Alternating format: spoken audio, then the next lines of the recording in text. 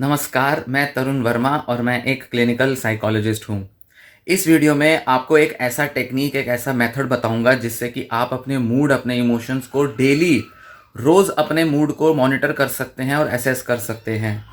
एक ऐसा तरीका जो कि बहुत ही आसान, बहुत ही सरल है, जिससे कि आप रोज़ अपने करीब 20 ऐसे मूड और इमोशंस को जांच सकते हैं, असेस कर सकते हैं, जिससे कि आप उनका ट्रैक रख सकते हैं और अपनी मेंटल हेल्थ रिकवरी में काफ़ी गाइडेंस ले सकते हैं।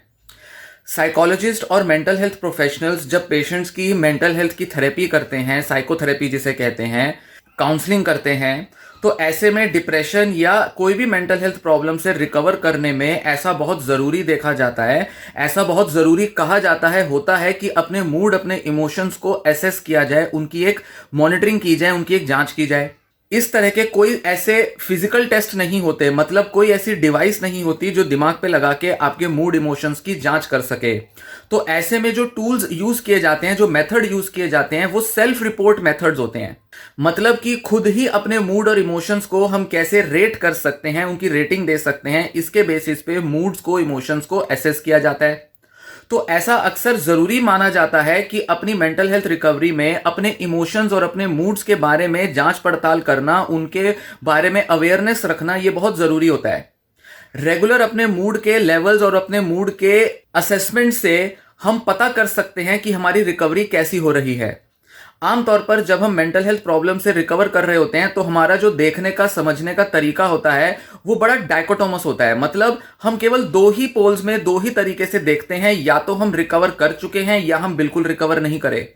मतलब हम यस, नो, प्लस माइनस इस तरह से जांचने की कोशिश करते हैं। मतलब अगर हम दवा ले रहे हैं डिप्रेशन की, एंजाइटी की, तो हम बस दो ही तरीके से जांचेंगे, या तो हम बिल्कुल ठीक हो गए हैं या हम बिल्कुल खराब कंडीशन में हैं। जब हम बहुत बुरी कंडीशन में होते हैं तो हम कहते हैं हमें बहुत डिप्रेशन है, और जब दवा असर कर जाए, साइकोथेरेपी असर कर जाए, तो हम देखेंगे कि हाँ, हमारा मूड बिल्कुल बेटर हो जाना चाहिए। पर एक्चुअल में, रियल टाइम में, रियलिस्टिकली ऐसा नहीं होता। जब आप रिकवर कर रहे होते हैं तो आपका मूड छलांगे नहीं लेता। ऐसा नहीं होता कि आपका मूड एक दिन बहुत खराब है तो अचानक से दवा से या किसी ट्रीटमेंट से बहुत अच्छा हो जाएगा। अक्सर जो आपके मूड और इमोशंस में जो चेंजेस आते हैं वो धीरे धीरे धीरे धीरे आते हैं, या ये कहें कि थोड़े बेहतर होने से ज्यादा बेहतर होते हैं, फिर और बेहतर होते हैं, और एक ऐसे लेवल पर आप पहुंच जाते हो जहां आपका मूड और इमोशन कंसिस्टेंटली पॉजिटिव और बेटर रहता है। तो ऐसे में पूरा जो प्रोसेस होता है वो कई हफ्ते, कई महीने ले सकता है। तो बहुत जरूरी होता है, जो कि साइकोलॉजिस्ट ऐसा देखते हैं, समझते हैं और अपने पेशेंट्स को सजेस्ट भी करते हैं कि जब वो अपने मेंटल हेल्थ रिकवरी में ट्रीटमेंट ले रहे हैं तो अक्सर अपने मूड और इमोशंस का एक ट्रैक रखें, एक पूरा एक असेसमेंट, मॉनिटरिंग करते रहें, जिससे कि वो अलग अलग टाइम पर अलग अलग मूड्स को एसेस कर सकते हैं, उनकी जांच कर सकते हैं, ताकि वो पता कर सके कि कौन से नेगेटिव और पॉजिटिव मूड्स अक्सर वो अपने अंदर फेस करते हैं, ताकि उसका कुछ किया जा सके, ताकि उसको अपनी रिकवरी में इंप्रूव किया जा सके। सबसे अच्छा फायदा यह होता है कि जब आप अपने मूड और इमोशंस का ट्रैक रखते हैं तो आपको एक तरीके की गाइडेंस मिलने लगती है कि कौन से मूड आपके ज्यादा नेगेटिव हैं, कौन से मूड आपके ज्यादा पॉजिटिव हैं। तो आप केवल डिप्रेस्ड और नॉन डिप्रेस्ड तरीके से खुद को नहीं देखते, आप अलग अलग इमोशंस, बहुत सारी ऐसी इमोशंस होते हैं जिनकी आप मॉनिटरिंग कर सकते हैं। और इस वीडियो में मैं आपको 20 ऐसे इमोशंस या मूड के बारे में आपको बताऊंगा कि कैसे उनको असेस किया जा सकता है और कैसे आप उनके अंदर अपने चेंजेस को ट्रैक कर सकते हैं, ताकि आपको भरोसा आ सके कि आपकी रिकवरी किस लाइन पर जा रही है, क्या ट्रैक पकड़ रही है और आप कितना इंप्रूव कर रहे हो। तो इस वीडियो में जिस टूल, जिस स्केल की मैं आपसे बात करूंगा उसे कहते हैं PANAS, पेनास हम ऐसा कह सकते हैं, या पनास बोलेंगे, जैसा भी हम उसको बोल सकते हैं। Positive and negative effect schedule. नाम सुनने में थोड़ा मुश्किल भी लग सकता है। सिंपल भाषा में कहें तो पॉजिटिव और नेगेटिव इमोशंस को हम एसेस कर रहे हैं, मॉनिटर कर रहे हैं। ये रिसर्चेस में और मेंटल हेल्थ काउंसलिंग में यूज किए जाने वाले सबसे कॉमन टेस्ट, कॉमन टूल्स और मेथड में से एक है। इस टेस्ट में 10 पॉजिटिव इमोशंस और 10 नेगेटिव इमोशंस को मॉनिटर किया जा सकता है डे टू डे बेसिस पे। ये जो टूल है ये 1988 में बनाया गया था और उसके बाद से हजारों रिसर्चेज में इसको यूज किया जा चुका है, और ऐसा देखा जाता है कि जो लोग पॉजिटिव और बेटर मेंटल हेल्थ की तरफ बढ़ते हैं उनमें पॉजिटिव इमोशन का जो लेवल है वो ज़्यादा पाया जाता है, और जो लोग बहुत ही बुरी कंडीशन में होते हैं, खासकर कि जिनमें डिप्रेशन होता है और वो सोशलाइज नहीं करते, उनमें नेगेटिव इमोशन का जो लेवल है वो ज़्यादा पाया जाता है। अब ये तो बहुत कॉमन सेंस की बात रही, पर जब रिसर्चेस में देखा जाता है तो उसके अंदर बहुत सिग्निफिकेंट और बहुत पॉजिटिव कोरिलेशंस को चेक किया जाता है, जिसके बेसिस पे हम कह सकें कि अगर हम इस टूल को यूज करते हैं तो हम अपने मेंटल हेल्थ की रिकवरी को एक पूरा ट्रैक रख सकते हैं, जिससे कि हम अपना कॉन्फिडेंस बढ़ा सकें। तो आप अपनी स्क्रीन पर देखिए, मैं आपको बताऊंगा कि यह टूल कैसा होता है और इसे किस तरह से यूज करते हैं, और इसके बारे में मैं आपको थोड़ा सा डेमो भी दिखाऊंगा कि कैसे आप अलग अलग तरीके से चार्टिंग करके, ट्रैक रख के आप पता रख सकते हैं कि आपके मूड में क्या चेंज आया है, रिकवरी कैसे हुई है। तो यहां हम देखेंगे कि हम बात करेंगे positive and negative effect schedule के बारे में, जिसे कि शॉर्ट में PANAS PANAS ऐसे कहा जाता है, और ये डेली इमोशन मॉनिटरिंग टूल होता है। मतलब हम डेली अपनी इमोशंस को मॉनिटर कर सकते हैं। ये देखिए, ये रहा आपके सामने positive and negative effect schedule short form, ये इसका शॉर्ट फॉर्म है। इसमें हम क्या करते हैं, अलग अलग टाइम पीरियड में हम अपने मूड और इमोशंस को असेस कर सकते हैं, चेक कर सकते हैं। तो यहां पर जैसे वो कह रहे हैं कि ओवर द पास्ट वीक आपने कैसा फील किया है, इसके बारे में आपको रेटिंग देनी है। Indicate the extent you have felt this way over the past week. यहां पर ओवर द पास्ट वीक की बात आ रही है, पर एक्चुअल में हम इसे पास्ट मंथ, पास्ट ईयर, हम किसी भी टाइम पीरियड के लिए इसको यूज कर सकते हैं। और इस वीडियो में जो मैं आपको बता रहा हूं वो पूरे एक दिन के हिसाब से बता रहा हूं, मतलब पूरे दिन आपने कैसा महसूस किया, कैसा फील किया, उसके बारे में आपसे मैं बात कर रहा हूं। क्योंकि हम जब मेंटल हेल्थ रिकवरी की बात करते हैं तो पूरा वीक हमारे को एसेस करने का इतना बेनिफिट नहीं है जितना कि हम अगर पूरे डे का हिसाब से अगर देखें, उसमें हमें ज्यादा बारीक और ज्यादा बेटर तरीके से हमें अपनी सेल्फ मॉनिटरिंग करने का मौका मिलता है।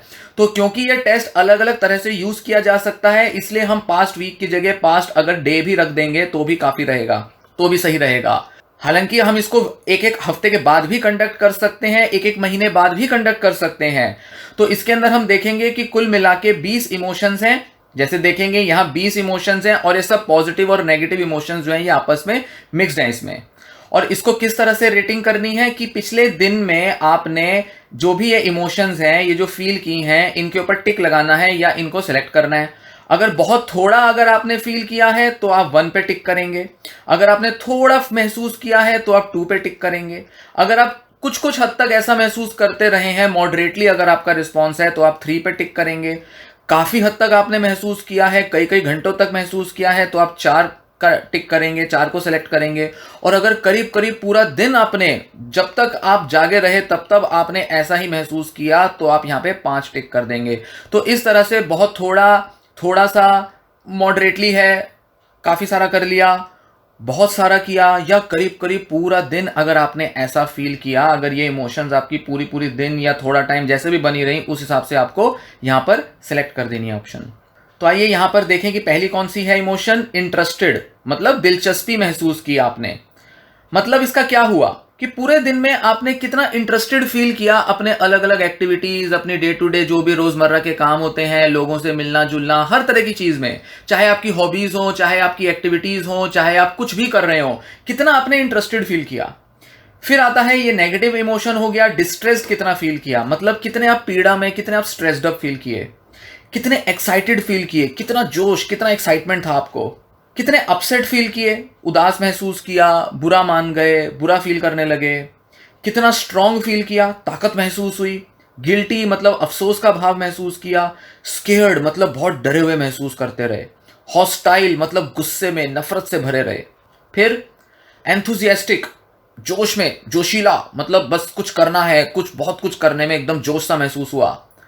प्राउड, गौरवान्वित महसूस कर रहे थे। इरिटेबल, चिड़चिड़े महसूस कर रहे थे। अलर्ट, काफी फुर्तीला और काफी अलर्ट महसूस कर रहे थे। विलिंगनेस बहुत ज्यादा थी, मतलब अशेम्ड, शर्मिंदगी महसूस कर रहे थे। इंस्पायर्ड, इंस्पायर्ड कितना आपने फील किया, मतलब कितना आपने दूसरों से सीख, दूसरों से एक मोटिवेशन ली, कितना आपने बहुत उम्मीदें महसूस की, इंस्पिरेशन महसूस हुआ। नर्वस, बहुत ही चिंतित, बहुत ही परेशान महसूस कर रहे थे, टेंशनें सी हो रही थी। डिटरमाइंड, मोटिवेटेड, बस कुछ करना है, आगे करने के लिए, कुछ फ्यूचर को देखने के लिए बहुत उम्मीदें आ गई आप में। अटेंटिव, जो भी काम कर रहे हैं उसमें आपका ध्यान कितना बना है। जिटरी, जिटरी मतलब कितने आप बेचैन, कितने रेस्टलेस महसूस कर रहे थे। नेक्स्ट, एक्टिव, एकदम एक्टिव थे, कई सारे काम कर रहे थे, बहुत सारी एक्टिविटीज में इंगेज थे। और अफ्रेड, एक तरह का डर महसूस हो रहा था कि कुछ गलत होगा, कुछ गलत हो सकता है, कुछ ऐसा ना हो जाए, वैसा ना हो जाए। इस तरह की इमोशन आपने कितनी फील की। तो यहां आप देख सकते हैं कि कैसे ये अलग अलग पॉजिटिव और नेगेटिव इमोशंस हमारे मन में रोज उठती हैं जब हम अपनी डेली लाइफ में इंगेज होते हैं, और इस पूरी नेगेटिव इमोशंस को हम कैसे एसेस और मॉनिटर कर सकते हैं और इनके लेवल को जांच सकते हैं। आप देखेंगे कि कुछ इमोशंस आपको डेली बहुत ही लो महसूस होती हैं और कुछ इमोशंस बहुत ही हाई महसूस होती हैं। अगर आप बहुत डिप्रेशन और एंजाइटी में हैं तो अक्सर आप देखेंगे कि जो नेगेटिव इमोशंस हैं वो आपको काफी एक्सट्रीमली, क्वाइट अ बिट ऐसी महसूस होंगी। और अगर आप थोड़े से पॉजिटिव महसूस कर रहे हैं, जैसे कि इंटरेस्टेड, एक्साइटेड, स्ट्रांग, तो आप देखेंगे कि डिप्रेशन में आपको ये थोड़ा महसूस होगा। पर जैसे जैसे आप रिकवर करते जाएंगे वैसे वैसे आप पाएंगे कि आपकी पॉजिटिव इमोशंस बढ़ गई और आपकी नेगेटिव इमोशंस कम हो गई। हालांकि इसका बिल्कुल उल्टा भी होता है। कई लोग जो डिप्रेशन या एंजाइटी में नहीं होते वो पॉजिटिव भी ज्यादा फील कर सकते हैं, नेगेटिव भी ज्यादा फील कर सकते हैं। तो ऐसे में हम देखेंगे कि काफी अलग अलग प्रोफाइल होती है लोगों की जो कि पाई जाती है, जिसमें कि अलग अलग नेगेटिव और पॉजिटिव इमोशंस उनके ज्यादा या कम पाए जाते हैं। और लाइफ के अलग अलग स्टेजेस पर या अलग अलग सिचुएशंस में वो अक्सर अलग अलग फीलिंग्स और इमोशंस को ज्यादा महसूस करते हैं और कुछ इमोशंस बहुत ही कम महसूस करते हैं। तो अलग अलग लोगों की अलग अलग प्रोफाइल्स होती हैं। अब देखिए, हम यहां पर आते हैं दोबारा। अब हम देखेंगे कि अगर हम इस तरह से इमोशंस को मॉनिटर करें तो किस तरह से हम एक चार्ट बना सकते हैं। ये आप देखेंगे आपके सामने पॉजिटिव मूड्स और नेगेटिव मूड्स का एक चार्ट है। ये मैंने एक्सेल शीट पे बनाया है। आप चाहें तो इस तरह से जब अपने मूड का असेसमेंट करते हैं तो अपने मूड के जो रेटिंग्स हैं उसको एक एक्सेल शीट पर डाल सकते हैं, जिसका कि आप अलग अलग टाइम पर ग्राफ बना सकते हैं और ट्रैक करके देख सकते हैं कि कैसे आपके मूड इमोशंस चेंज होते हैं। तो यहां पर मैंने एक पेशेंट का डेटा लिया था, एक डमी डेटा बेसिकली मैंने बनाया था। जैसा कि ये आप देख सकते हैं, ये एक डमी डेटा है। इसमें मैंने कुछ आर्बिट्रेरीली डेट्स डाली हैं, जैसे मान लीजिए 27 जुलाई 28 जुलाई से मैंने डेट डाली, और ऐसे चलते चलते हम देख सकते हैं 15-20 दिन का मैंने डेटा बनाया है। आप देखेंगे 15 अगस्त तक का मैंने डेटा बनाया है 2022। मान लेते हैं कोई एक हाइपोथेटिकल पेशेंट है, उसने अपने बारे में मूड को मॉनिटर करना चालू किया, पनास को यूज किया, और ये डेली के उसके स्कोर्स हैं। ये जितने भी स्कोर्स थे, जैसा कि मैंने आपको बताया, ये 1 2 3 4 5 की रेटिंग अलग अलग लेते हैं। तो जिस दिन जो स्कोर आता है उसको आप यहाँ लिख सकते हैं। तो मान लीजिए 27 जुलाई को ये 1 इंटरेस्टेड फील कर रहा था, 5 डिस्ट्रेस्ड फील कर रहा था, एक्साइटेड कम था, अपसेट ज्यादा था। तो आप देखेंगे कि कैसे पॉजिटिव और नेगेटिव इमोशंस के अलग अलग लेवल्स ये पेशेंट या पर्सन रिपोर्ट कर रहा है। तो जब आप ऐसे बहुत सारा डेटा आप ऐसे डाल देते हैं अलग अलग डेट्स का, तो उसका आपके पास एक पॉजिटिव और नेगेटिव मूड का स्कोर आ जाता है। जैसे देखिए लास्ट में पॉजिटिव मूड का स्कोर, नेगेटिव मूड का स्कोर। तो ये डेली के पॉजिटिव मूड है, ये डेली के नेगेटिव मूड है। अब अगर हम इसका एक ग्राफिकल एनालिसिस करें या इसको अगर हम चार्टिंग करें तो हम क्या देखते हैं, इसी डेटा का मैंने जब किया तो पॉजिटिव मूड्स और नेगेटिव मूड्स का ये ऐसे चार्ट निकला। तो आप देखेंगे कि इसमें ये कुछ पॉजिटिव मूड्स हैं और ये कुछ नेगेटिव मूड्स हैं। पॉजिटिव मूड्स में जैसे देखेंगे इंटरेस्टेड, एक्साइटेड, स्ट्रांग, एंथुसियास्टिक, ये सारे मूड अलग अलग डेली लेवल पर देखे जा सकते हैं। और साथ ही negative moods upset, guilty, hostile ऐसे देखेंगे। तो आप देख पाएंगे कि इस पेशेंट के पॉजिटिव मूड्स तो कम है, 5 की रेटिंग कम पहुंच रही है, जबकि नेगेटिव मूड्स में आप देखेंगे कि डेली कुछ ना कुछ नेगेटिव मूड तो एक पर्सन फील कर ही रहा है। तो ये मान सकते हैं कि अपने रिकवरी फेज में है, जिसमें कि नेगेटिव मूड ज्यादा हो रहे हैं। तो नेचुरली कुछ ना कुछ नेगेटिव फीलिंग्स तो ज्यादा आएंगी ही आएंगी। पर साथ साथ कई दिन ऐसे भी जाते हैं जब कुछ पॉजिटिव फीलिंग्स ज्यादा होती हैं तो कुछ पॉजिटिव फीलिंग्स कम होती हैं। अब इसको आगे देखें। इस तरह से भी हम देख सकते हैं, जो मैंने आपको बताया था कि टोटल स्कोर पॉजिटिव और नेगेटिव मूड के आते हैं। ये वाले जो थे आप पाएंगे कि इसमें इंडिविजुअल मूड्स हैं डेली के। ये डेली के आपके 10 मूड हैं, यहां पर 10 मूड, यहां पर 10 मूड, कम ज्यादा ऐसे चल रहे हैं। जब इन पॉजिटिव मूड्स का टोटल स्कोर डेली का लिया जाता है, नेगेटिव मूड्स का लिया जाता है, तो हम क्या पाते हैं, ये इस तरह का एक चार्ट पाते हैं। तो आप देखेंगे कि लाल वाला जो है वो तो हो गए नेगेटिव मूड और नीले वाले हो गए पॉजिटिव मूड। यहां देखेंगे डेट्स दी हुई हैं, या डेली की डेट्स हैं, यहाँ इधर ये देखिए, इधर आप पाएंगे डेट्स हैं यहाँ पे। और इसके ऊपर यहाँ पे जो है यहाँ स्कोर्स दिए हुए हैं डेली के। जैसे यहाँ पॉजिटिव मूड 10 है तो नेगेटिव मूड 45 है, बहुत ही ज़्यादा है। यहाँ पॉजिटिव मूड 16 हो गया तो यहाँ पर नेगेटिव मूड 29 हो गया। तो किसी दिन पॉजिटिव मूड ज़्यादा, किसी दिन नेगेटिव मूड ज़्यादा, किसी दिन कोई कम तो किसी दिन कोई कम। तो इस तरह से आप देखेंगे कि आप डेली का अपना एक ट्रैक रख सकते हैं और अलग अलग पॉजिटिव नेगेटिव मूड्स का एक रिकॉर्ड बना सकते हैं। इसको और भी एक तरीके से हम चार्टिंग कर सकते हैं। ये तो रहा बार डायग्राम, इसके अलावा हम लाइन ग्राफ को भी यूज कर सकते हैं।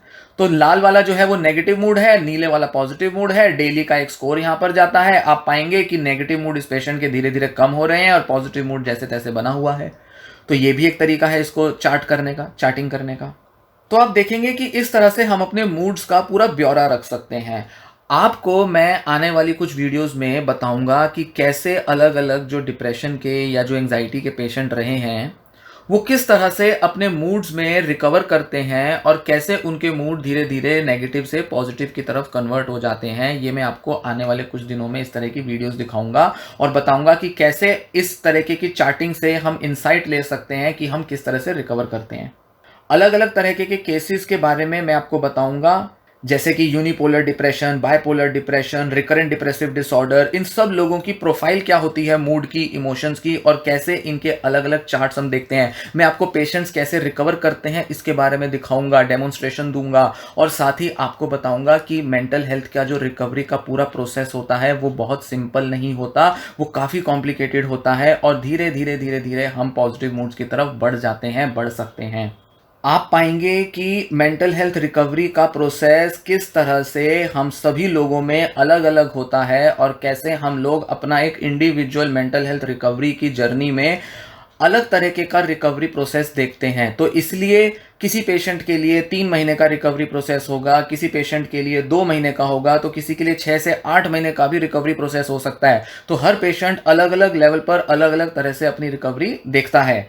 मैं उम्मीद करूंगा कि इस तरीके के चार्ट्स की मदद से मैं आपको बता पाऊं कि आपको अपने ट्रीटमेंट से किस तरह से कितनी उम्मीदें रखनी है और कैसे आप अपने पूरे इस मेंटल हेल्थ रिकवरी के प्रोसेस में आप उम्मीदें बंधा सकते हैं, और कैसे उम्मीद करके आप अपने ट्रीटमेंट में रेगुलर मॉनिटरिंग की मदद से आप एक अच्छा मुकाम हासिल कर सकते हैं। इस वीडियो के अंत में मैं आपसे डिस्कस करूंगा कि पनास के मोटे तौर पे फायदे क्या होते हैं और इसे क्यों यूज किया जाना चाहिए, क्यों आपको पनास को यूज करके बेनिफिट मिल सकता है। तो यहां हम बात करेंगे पनास के फायदे। पहला, हर रोज अपनी भावनाओं को मापा जा सकता है। बहुत से लोग इंटरेस्टेड होते हैं, जांचना चाहते हैं, आप खुद अपनी सब्जेक्टिव रेटिंग से मापें। दूसरा, अपने सकारात्मक मतलब पॉजिटिव और नकारात्मक मतलब नेगेटिव इमोशंस का रिकॉर्ड रखा जा सकता है। ये वैसे भी कई लोगों को आउट ऑफ क्यूरियोसिटी भी पसंद आता है कि उनको पता रहे कि उनकी इमोशंस कैसे चेंज होती हैं। फिर तीसरा पॉइंट, अपनी भावनाओं की प्रोफाइल बनाई जा सकती है। मतलब कुछ इमोशंस आपकी ज्यादा होंगी, कुछ इमोशंस कम होंगी। तो किसी पर्टिकुलर लाइफ के स्टेज पर कुछ पॉजिटिव इमोशंस कम हैं, तो कुछ ज्यादा हैं, तो कुछ नेगेटिव इमोशंस कम हैं, ज्यादा हैं। ये आप एक ट्रैक रख सकते हो, प्रोफाइल बना सकते हो, और अगर आप चाहो तो अपनी इस प्रोफाइल को चेंज भी कर सकते हो। मतलब कुछ पर्टिकुलर नेगेटिव इमोशंस को भगा सकते हो और कुछ पॉजिटिव इमोशंस को बढ़ा सकते हो। ये अपनी मनोचिकित्सा में बहुत उपयोगी है, जैसा कि मैंने आपको बताया उपयोगी हो सकती है। इसके बारे में आगे कभी डिस्कस करूंगा और डिटेल में। पांचवा पॉइंट, मानसिक स्वास्थ्य को ट्रैक किया जा सकता है जिससे अपनी रिकवरी की जांच की जा सके। ये सब मैं आपको बता चुका हूं कि कैसे क्या करना होता है। आगे और फर्दर वीडियोस में इस पर डिस्कस करूंगा। और फायदे क्या हैं पनास के? उचित रूप से भावों को कम या ज्यादा करने के उपाय किए जा सकते हैं। एक बार अगर पता चल जाए कि कौन से नेगेटिव इमोशंस हम पर ज्यादा हावी हैं, अगर हम स्पेसिफिक तौर पर जान जाएं, बजाय कि सिर्फ ये कहने के कि डिप्रेशन बहुत ज्यादा है, एंजाइटी बहुत ज्यादा है, अगर हम ऐसे स्पेसिफिक 20 अलग अलग इमोशंस के अंदर अगर हम जांचना सीख जाएं, पता कर लें, तो हमें पता चल सकता है कि किन इमोशंस पर वर्क करना है, कौन सी इमोशंस को बढ़ाने का और कौन सी इमोशंस को कम करने का काम करना है। इसके अकॉर्डिंग हम अपनी एक्टिविटीज और अपने एनवायरनमेंट में चेंजेस ला सकते हैं। इसलिए मेंटल हेल्थ की रिकवरी में बेहद जरूरी है पनास को यूज करना। सातवां पॉइंट, यह सेल्फ मॉनिटरिंग करने का, सेल्फ असेसमेंट करने का सबसे आसान तरीका है। खुद को मॉनिटर करके खुद ही को असेस करने का आसान तरीका। कोई मशीन, कोई दूसरा इंसान आपको मॉनिटर नहीं कर रहा, आप खुद कर रहे हो, खुद ही जांच रहे हो। सेल्फ हेल्प का सबसे अच्छा तरीका है खुद ही अपनी सीबीटी अगर करते हैं या करना चाहते हैं तो उसमें यह बेहद उपयोगी है। खुद ही अपनी भावनाओं की जांच करके अपने व्यवहार और मानसिक स्वास्थ्य को बेहतर करने में मदद मिलती है। सेल्फ हेल्प टूल है ये बहुत अच्छा, अगर यूज करेंगे तो बहुत फायदे देखेंगे फ्यूचर में। नेक्स्ट, रिकवरी को ट्रैक करके हौसला मिलता है। पता चलेगा कि मेरे को कितना आगे बढ़ गया, कितना और बढ़ने की जरूरत है, कौन सी इमोशंस चेंज करने की जरूरत है, और एक रियल टाइम एनालिसिस मिलता है, विश्लेषण मिलता है, जिससे कि रियलिस्टिक उम्मीदें मिलती हैं। ये नहीं कि थोड़े दिन, किसी दिन अगर ज्यादा खराब मूड हो गया तो ट्रीटमेंट छोड़ दिया और अपने को लेकर नेगेटिव हो गए, क्योंकि आप जान भी नहीं पाएंगे कि कब आपकी एक नेगेटिव इमोशन से आपकी मेंटल हेल्थ पूरी डेटेरियोरेट कर गई। क्यों? क्योंकि कभी कभी एक छोटा सा भी इमोशन में आया हुआ बदलाव आपकी पूरी रिकवरी को बर्बाद कर सकता है। अगर किसी दिन आपने कुछ डिसअपॉइंटमेंट, कुछ हताशा, कुछ निराशा अगर फेस की, हो सकता है कि आपकी जो मेंटल हेल्थ रिकवरी है वो पूरी बेकार हो जाए और आप फिर से पीछे रिग्रेस कर दें। पर अगर आप अपने मूड का, इमोशन का ट्रैक रखेंगे तो आप रियलिस्टिक तरीके से देख पाएंगे कि पिछले 1 महीने, 2 महीने, 4 महीने में आप किस तरह से रिकवर किए हैं, ताकि आप जब अपना खुद का एक डेटा अपने सामने रखेंगे तो आपको हमेशा उम्मीदें मिलेंगी, आप हमेशा खुद को मोटिवेट कर पाएंगे। तो रियलिस्टिक तरीके से आप देख पाएंगे कि भले ही कितना ही बुरा क्यों ना मूड हो, कितना ही मेरी बुरी हालत क्यों ना हो, कितना ही मैं खराब क्यों ना महसूस कर रहा हूं, पर अगर मैं हौसला बांध के रखूं, अगर मैं रियलिस्टिक तरीके से अपनी एक्टिविटी, अपने एनवायरनमेंट में चेंज करूं, तो मैं फिर से बेटर फील कर सकता हूं। तो इससे अच्छा और कोई तरीका नहीं कि आप खुद ही असेस करें, खुद ही मॉनिटर करें और खुद ही अपना हौसला और मोटिवेशन बढ़ाएं। तो इसमें बहुत अच्छा हेल्प करता है पनास, रियलिस्टिक तरीके से आपको खुद को देखने में, जांचने में मदद देता है। तो रियल टाइम एनालिसिस होगा, रोज का आपको पता चलता रहेगा। आप कभी भी बुरा महसूस करेंगे, दोबारा से उठ खड़े होंगे, दोबारा से आगे बढ़ चलेंगे। तो आप बिल्कुल हताशा और डिसअपॉइंटमेंट में सुसाइडल फील नहीं करेंगे, ट्रीटमेंट के ऊपर भरोसा रखेंगे, ट्रीटमेंट से नफरत नहीं करेंगे। क्योंकि अगर आपके मूड नेगेटिव हो गए, आपके थॉट नेगेटिव होंगे, आपकी एक्टिविटीज नेगेटिव होंगी, आप दिन ब दिन अपनी एक्टिविटीज छोड़ते जाएंगे और ज्यादा डिप्रेस्ड होते रहेंगे। फिर आपको लगेगा दवा काम नहीं कर रही, थेरेपी काम नहीं कर रही, कुछ काम नहीं कर रहा, फिर बड़े बड़े इलाजों के चक्कर में आप अपना समय और पैसा बर्बाद कर देंगे। तो इसलिए बेटर है कि सेल्फ मॉनिटरिंग, सेल्फ असेसमेंट के अच्छे टूल्स को रेगुलरली यूज करते रहें।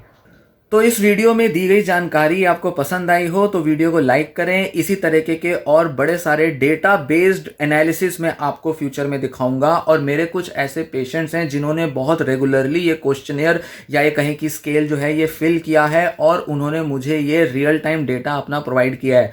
रियल टाइम इसलिए कह रहा हूं क्योंकि डे टू डे, रोज का उनका डेटा जो है वो अवेलेबल हो जाता है, जिससे कि पता चल सके कि वो कैसे रिकवर किए हैं। बड़ा इंटरेस्टिंग डेटा, बड़ा इंटरेस्टिंग एनालिसिस मैं आपको आगे की वीडियोस में दिखाऊंगा।